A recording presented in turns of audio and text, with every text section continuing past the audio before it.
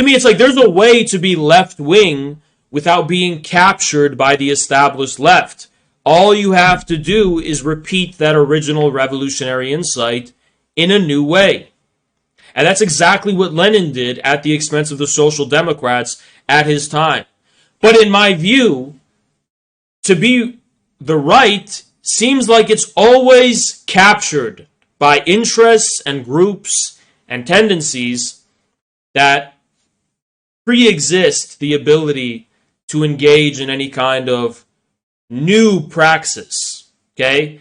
And that's really where my problem begins.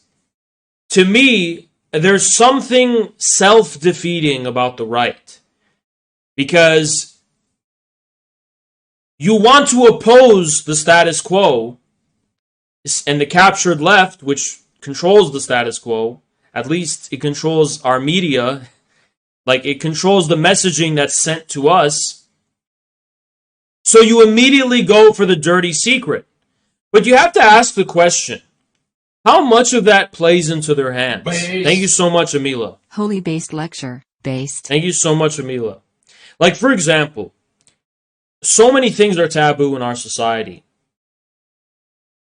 And even illegal. Does that make them revolutionary? No, it's kind of why, it doesn't. If you, for example, are a pedo, that is illegal, and it's the most taboo fucking thing you can be. Does it mean it's revolutionary? Well, if it's revolutionary, why are the elites pedos? Because it's a trick. I think people need to stop coping, and let's just admit something very bluntly, okay?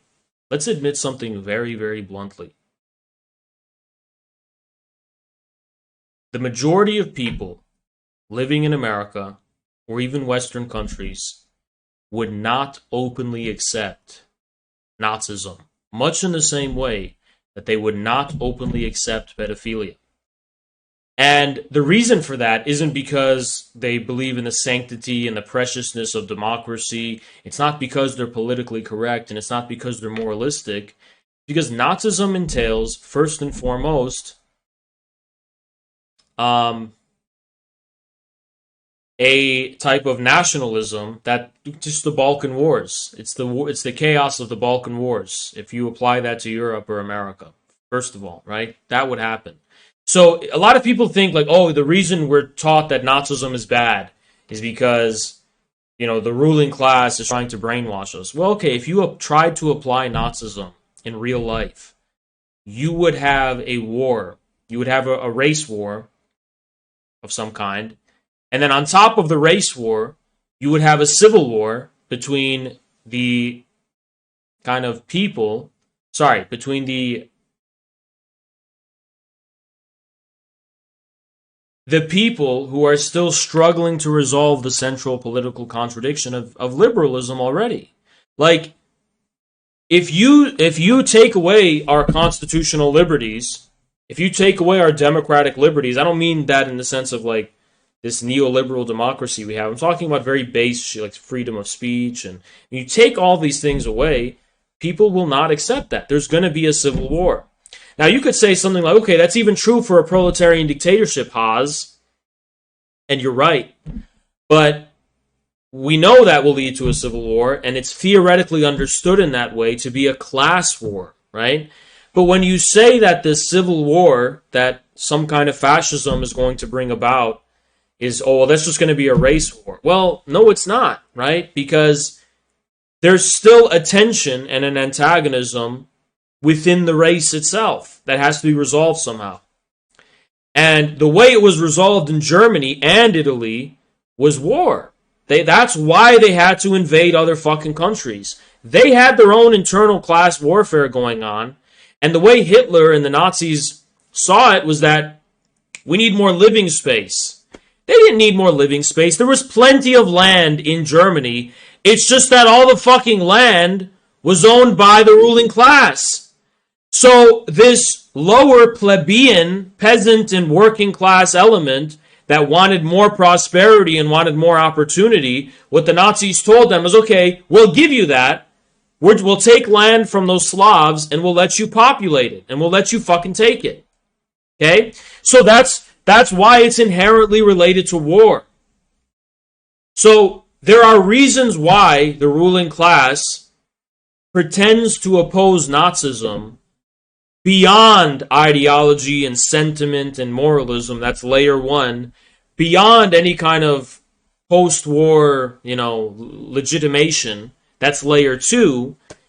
And finally, beyond trying to suppress this sacred truth of Nazism. Because that occult truth is what they themselves fucking believe already. You don't believe me, you need to do your fucking research. That's layer three.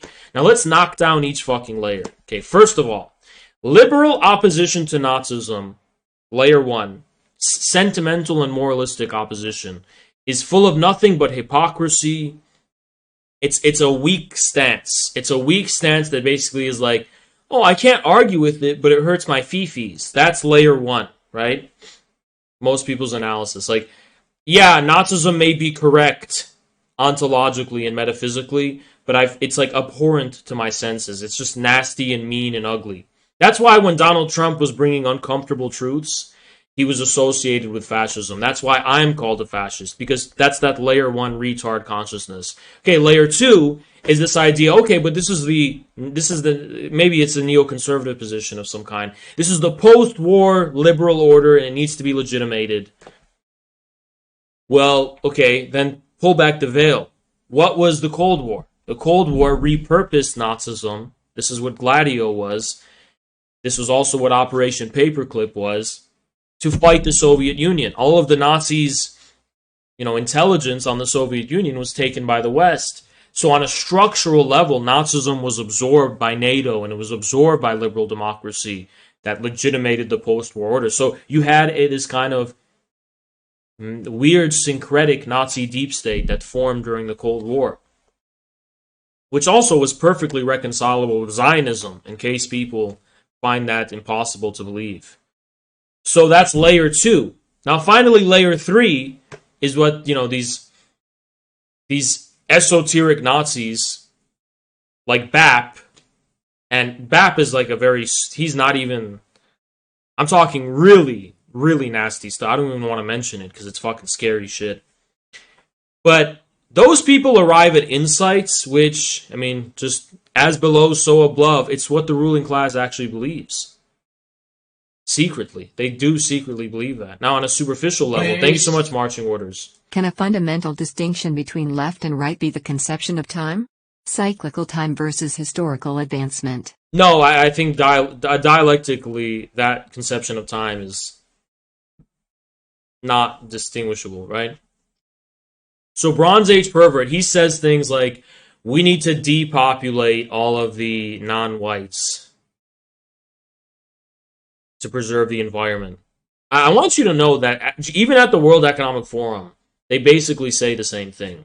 At the World Economic Forum, what they say is that we have to make sure Africa can't industrialize. We don't want India to ever industrialize. We want to repress the potential of Latin America as well for the sake of the environment. And also, the population needs to be reduced to 1 billion people. And they believe in eugenics. So that extremely dissident right position from someone like BAP and from that whole crowd, that's exactly what the ruling class already believes.